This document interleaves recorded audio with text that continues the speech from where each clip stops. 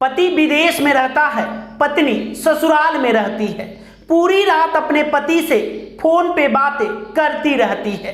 Phone पे पति होता था तो बेड पे पत्नी का यार होता था। नमस्कार, आदाब, सलाम, सत श्री अकाल। मैं हूं विकास वैभव और आप देख रहे हैं क्राइम प्लेस। ये घटना बिहार के सिवान जिले का है। उपेंद्र कुमार शर्मा के घर में उनके पिताजी हैं, उनकी मां हैं, उनकी धर्म पत्नी हैं और उनके 2 बेटे हैं। उपेंद्र कुमार शर्मा की शादी वर्ष 2015 में हो गई थी।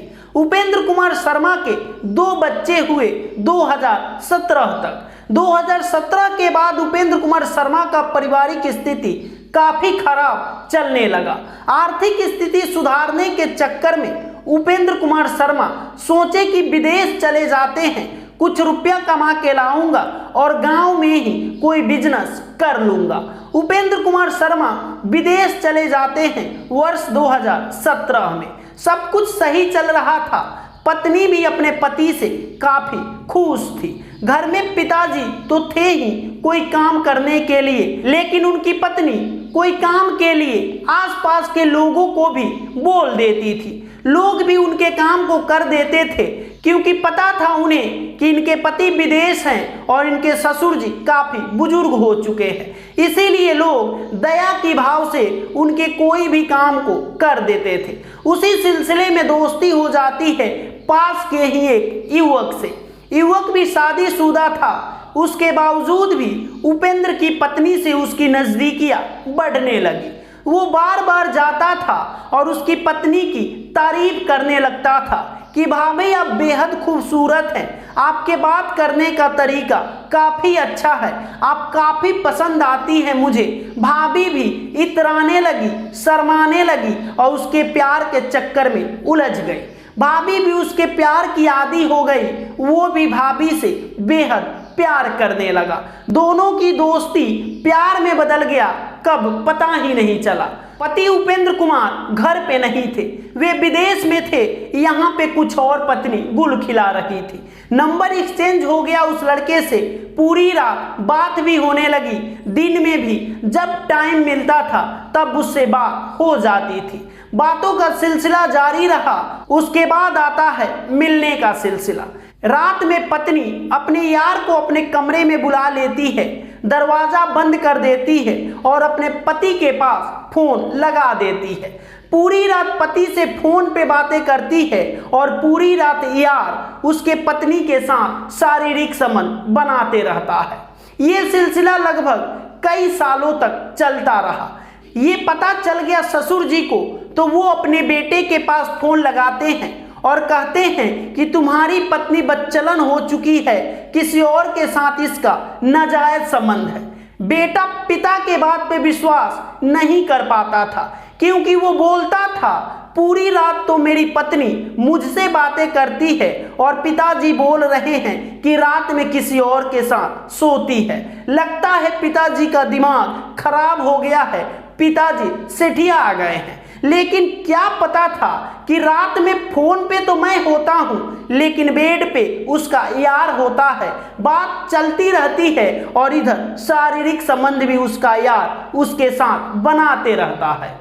लेकिन जब ये बात पूरी गांव में फैल गई और उपेंद्र तक पहुंचती है दोस्त यारों के जरिए कि तुम्हारी पत्नी बदचलन हो चुकी है, तो उपेंद्र भी अपने पत्नी पे शक नहीं करता है और सोचता है कि जब तक मैं रंगे हाथे अपने पत्नी को नहीं पकड़ूंगा तब तक मैं विश्वास नहीं करूंगा कि मेरी पत्नी बदचलन है। क्योंकि मेरी पत्नी मुझसे इतना प्यार करती है, कोई भला मेरी पत्नी पे एलिगेशन कैसे लगा सकता है। पति विदेश से टिकट कटवा लेता है लेकिन पत्नी को नहीं बताता है कि मैं घर आ रहा हूं। पति घर आ जाता है, दोस्त के घर छुप जाता है। रात्रि होता है तो अपने घर में घुसता है तो देखता है कि उसके कमरे में उसकी पत्नी और पत्नी का यार दोनों नग्न अवस्था में एक दूसरे के साथ शारीरिक संबंध बना रहे होते हैं। पति को देख पत्नी डर जाती है। पत्नी का यार वहां से भाग जाता है। पत्नी का जो यार था वो काफी दबंग था, लंद फंद में रहता था, लड़ाई झगड़ा में रहता था। पत्नी अब पति को ब्लैकमेल करने लगी कि अब मुझे परेशान करोगे तो मैं अपने यार से बोल के तुम्हें पिटवा दूंगी। पति भी डरता रहा, लेकिन कब तक डरे। आखिर उसकी पत्नी के ये करतूत देखकर गांव वाले भी उसे थू थू करने लगे थे। पति हिम्मत कसता है और ये बात पुलिस चौकी में जाकर बताने लगता है कि मेरे साथ ये वारदात घटित हुई है। जब पत्नी को ये बात पता चल गया कि मेरे पति थाने में गए थे, तो अपने यार से बोल के उसके घर पे आक्रमण करवा देती है। कहे तो लाठी डंडों की बरसात करवा देती है अपने पति के ऊपर, अपने ससुर के ऊपर। वो जैसे तैसे बच के पुलिस चौकी में जाते हैं और पुलिस के सामने गुहार लगाने लगते हैं। अपने बॉडी पे जो चोट पड़ा हुआ था, जो कटा हुआ था, वो दिखाने लगते हैं और कहने लगते हैं कि पुलिस साहब मुझे इंसाफ दीजिए, मेरे साथ गलत व्यवहार हो रहा है और ये गलत व्यवहार करवाने वाली कोई और नहीं, मेरी पत्नी ही है। पुलिस हरकत में आती है, लेकिन पता चलता है कि जो इंसान ये सब वारदात किया है वो इस इलाके का दबंग है। तो पुलिस भी हरकत में नहीं आती है और हाथ पे हाथ धरे चुपचाप उसकी बात सुनकर चुप हो जाती है। अगर आप बिहार में हैं दबंग तो करते रहिए मारपीट, करते रहिए हुड़दंग। पुलिस भी आपके खिलाफ नहीं फाइल करेगी केस दायर, और जो जाएंगे केस दायर करवाने पुलिस उल्टा उन्हीं पे हो जाएगी फायर।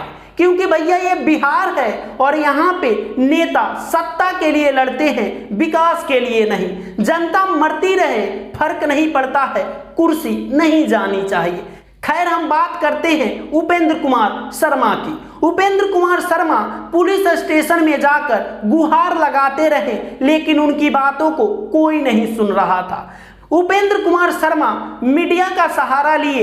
ये बात जब वायरल होने लगा तो मजबूरन पुलिस वाले उनकी रिपोर्ट लिखते हैं और ये मामला फिलहाल कोर्ट में चला गया है। उपेंद्र कुमार शर्मा के पास पूरी एविडेंस है, पूरा प्रूफ है, उसके बावजूद भी उपेंद्र कुमार शर्मा कोर्ट कचहरी का चक्कर लगा रहे हैं। इंसाफ उन्हें अभी तक नहीं मिल पाया है। उल्टे में उनकी पत्नी उनके ऊपर दहेज का आरोप लगा दी है।